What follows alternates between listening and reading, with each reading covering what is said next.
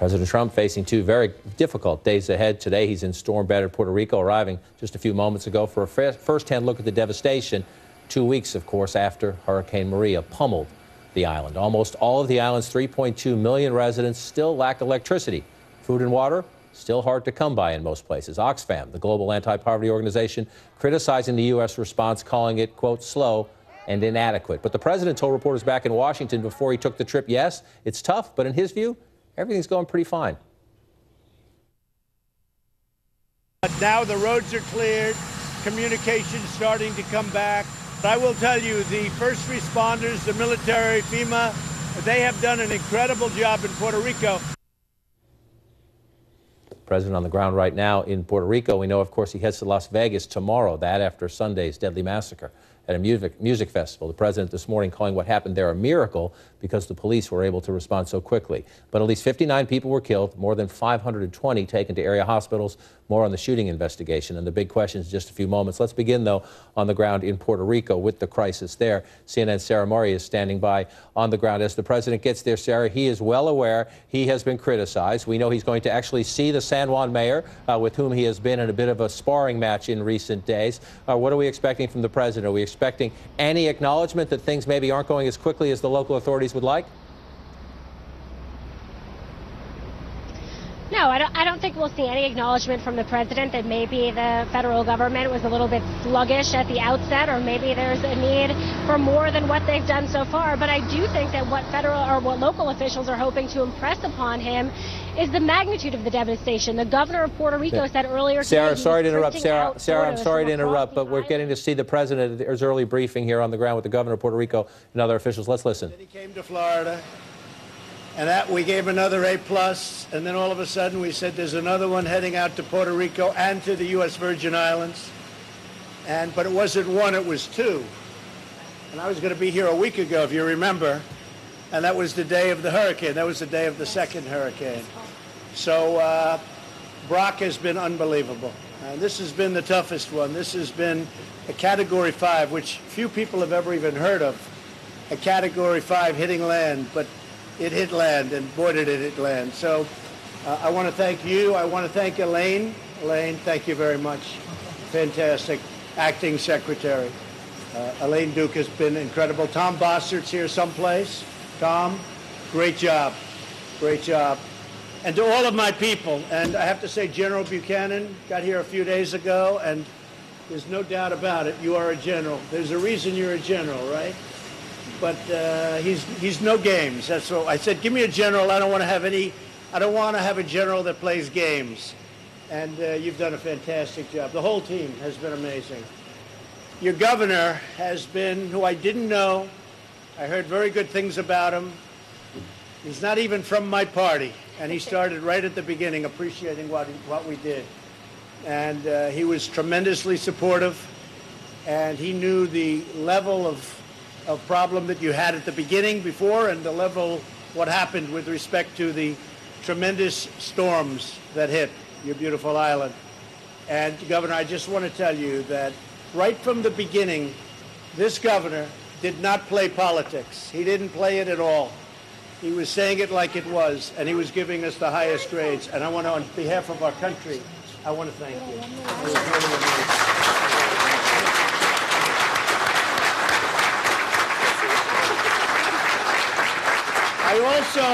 I also want to thank your Congresswoman, who actually represents the largest number of people of any congressperson in the United States. I know that. It's 3.5 million people, Jennifer, right? So Congresswoman Jennifer Gonzalez Colon, who I've watched the other day, and she was saying such nice things about all of the people that have worked so hard. Jennifer, do you think you could say a little bit what you said about us today? And it's not about me. It's about these incredible people, from the military to FEMA, the first responders. I mean, I've never seen people working so hard in my life. Perhaps you could say? Thank you, Mr. President. Congresswoman. Thank you, Mr. President. The first thing is that before we were hit by Maria, we were hit by Hurricane Irma. And during that time, before the hurricane, he was FEMA acting together with a lot of employees. More than 4,000 people were here. in the island for the different branches of the military, HHS, Navy, Army, FEMA, and all the staff working together before the hurricane hit. They were here before, during, after the first hurricane, and they continued to stay on the island, boots on the ground, during Maria. Same thing. I think we never got the level of communication between the federal government and the local government like never before. And we are in the path of the hurricanes. So we are used to receiving hurricanes, but never before a Category 5. The amount of devastation, it's unheard of.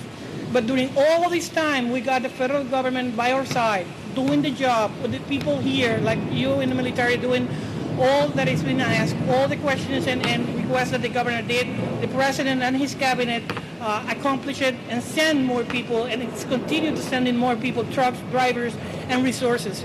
Thank you, Mr. President, for all you've been doing for the island. Well, I want to thank you because you were really generous, and I saw those comments, and everybody saw those comments, and we really appreciate it. And you know, it's so important when you have men and women that have worked so hard and so long, and many of them came from 2 other catastrophic hurricanes. I mean, they came from Texas, they came from Louisiana, they came from Florida, and there was no, how many nights rest have you gotten? 0 in the last month, right? This is day 43.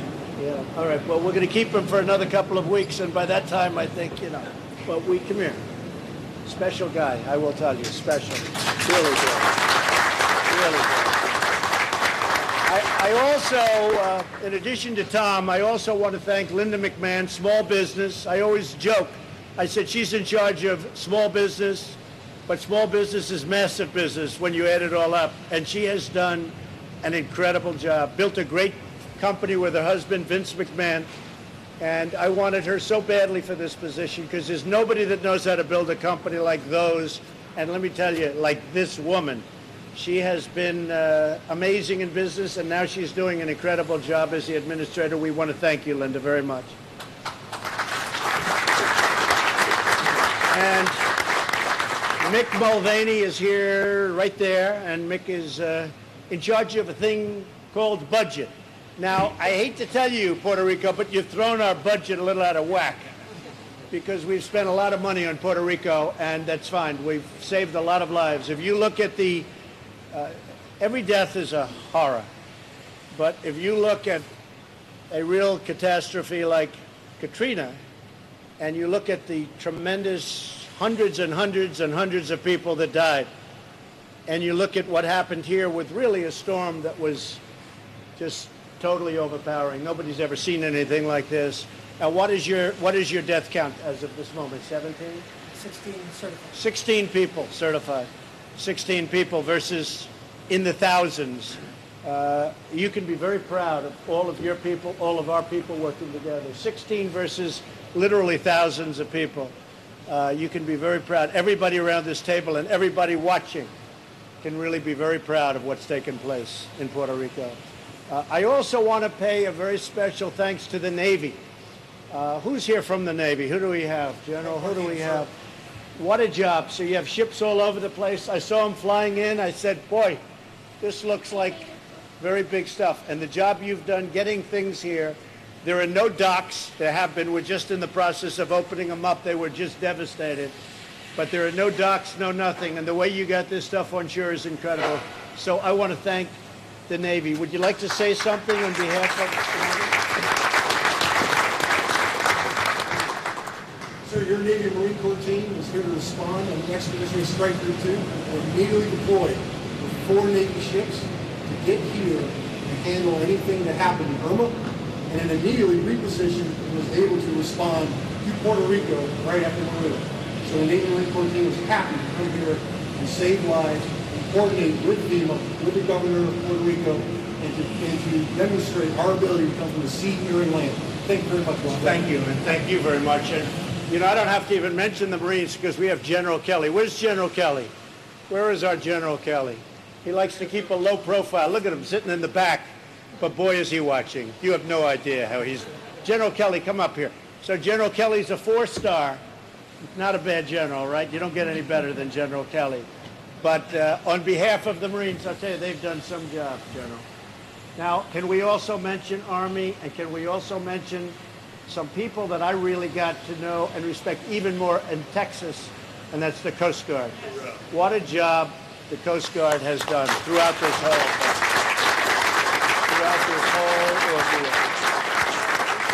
I mean, they would go right into the middle of that. I mean, I don't know. I wouldn't want to be doing it, but I want to thank everybody. I want to thank the Coast Guard. They are special, very brave people. And a lot of people got to see the real Coast Guard during this incredible trouble.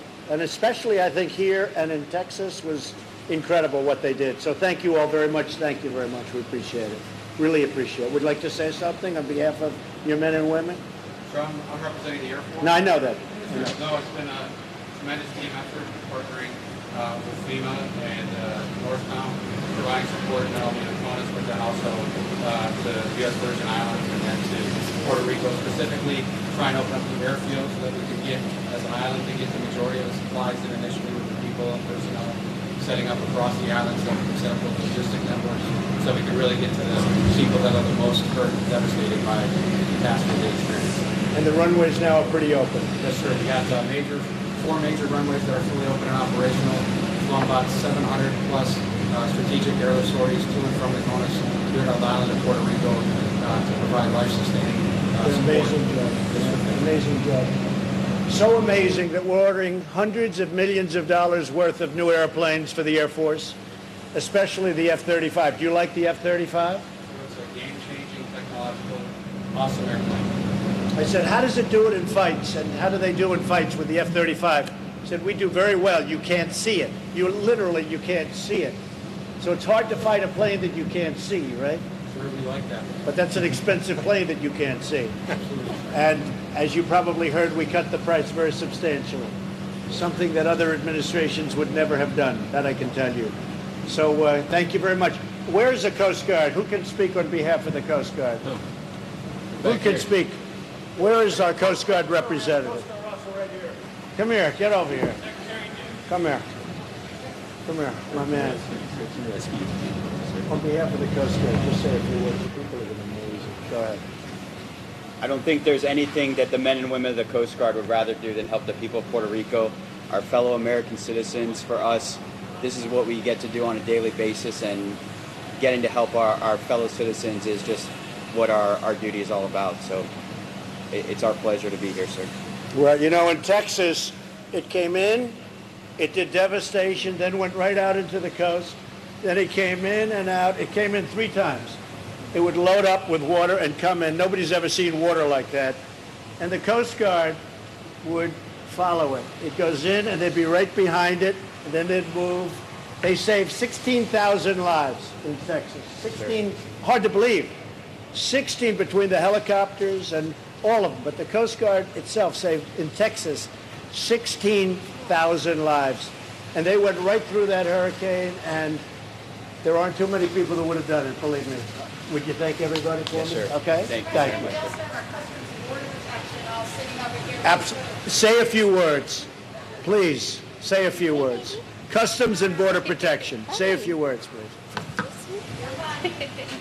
Don't be shy.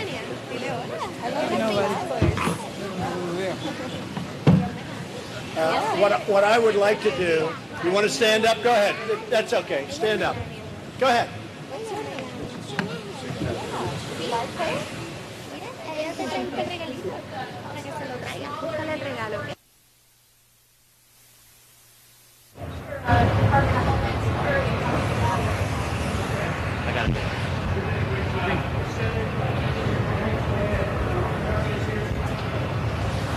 All right, this is John King in Washington. Not quite sure what happened to the footage there at the end, but the press pool obviously told to leave that event. You saw the president sitting around a table. You saw the president giving himself high grades for what happened in Puerto Rico in the response effort that is still underway, then going around the table, bringing in the governor, bringing in the congresswoman, bringing in every branch of the armed services, applauding his cabinet member, leaving sitting at the end of one of those tables the mayor of San Juan, with whom he has differences. We're told he shook the mayor's hand on the way into that meeting, but a remarkable, remarkable presentation there from the president, clearly trying to say, I'm doing fine, Puerto Rico, and I'm doing fine for you. Not much discussion there about how to get more aid there faster, how to get more medical personnel in on the ground faster. Let's get back to our Sarah Murray. She's live on the ground in San Juan for us, our White House correspondent. Also with me here in studio, Julie Hirschfeld-Davis of the New York Times, CNN's Jeff Zeleny, Franco Ordonez from McClatchy Newspapers, and Margaret Talev from Bloomberg News. Sarah, let me start with you. The president goes there. He graded himself A+ before he left Washington. He knows the dust up in Puerto Rico. He knows that even a lot of officials like the governor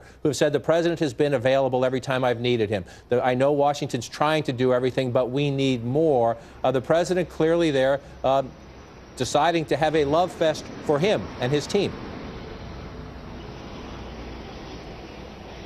That's right. And look, I don't think when you talk to people on the ground, people are not criticizing FEMA. They're not criticizing first responders. They just say we need more of these people. We need more of these people out here in communities where we don't have access to food, where we don't have access to power, where we don't have access to cell phone service. And even the governor of Puerto Rico was saying earlier today, yes, the death toll has been very low. It stands at 16 right now, but we are reassessing that number with the morgues as we speak. We fully expect that number to go up in the wake of a disaster like this. This is still a humanitarian crisis on the ground. And I think that is what you are going to see local officials impressing upon the president behind closed doors, not necessarily criticizing him.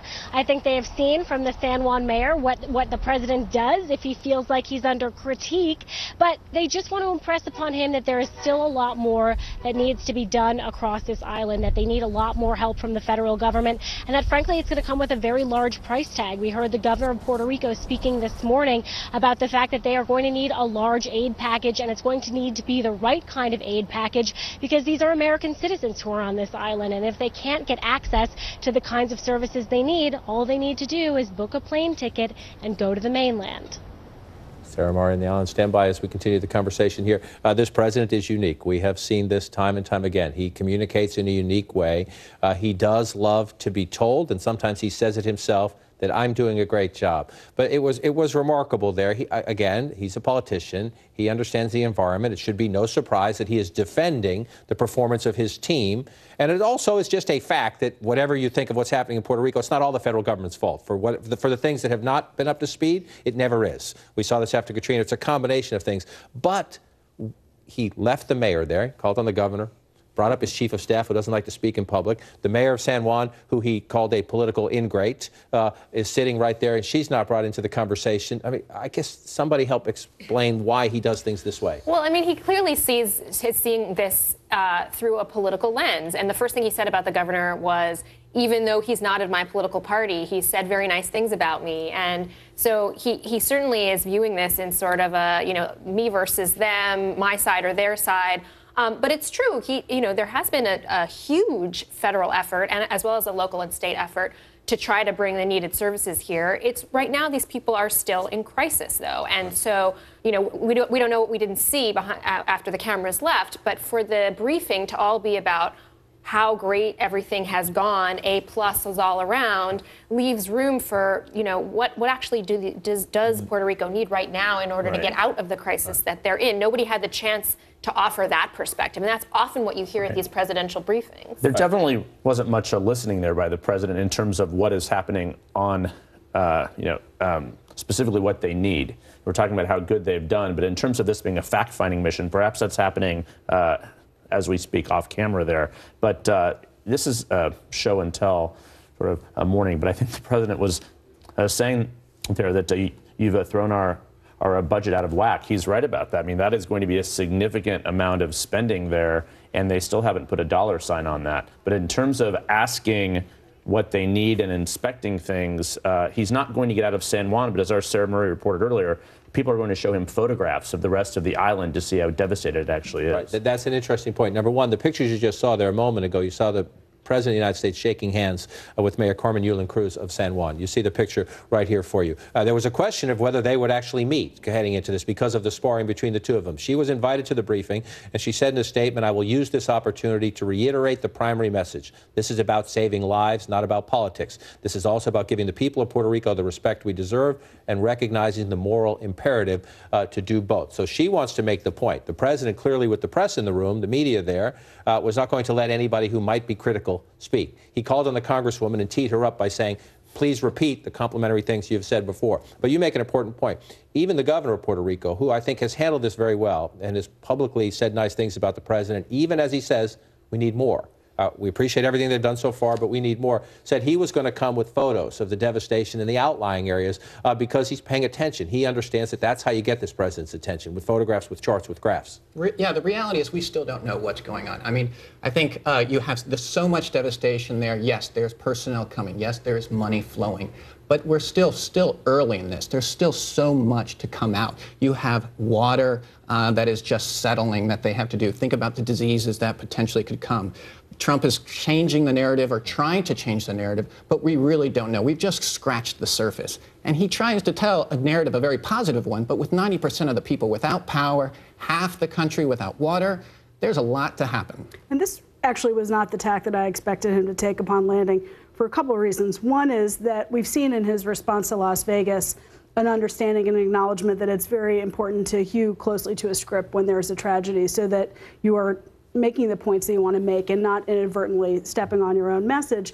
Two is that in the intervening days, I think the president has heard from a lot of Republicans who've explained that Puerto Ricans are probably going to move to the mainland, like the worse the devastation is, and they're probably going to move to places like Florida. And their arrival here is going to have a further political impact on his fortunes and the Republican Party's fortunes, in addition to the actual just handling of this disaster. It's obviously important for hospital needs to be taken care of, for people's homes to be restored, for education and schools. But all of that aside, he's also the head of the Republican Party, and he does not want to create an unnecessary complication for the Republican Party. In the last couple of days, we've seen him move to kind of merge these messages about at the golf tournament caring for the people of Puerto Rico as much as he does for Texans or for Floridians.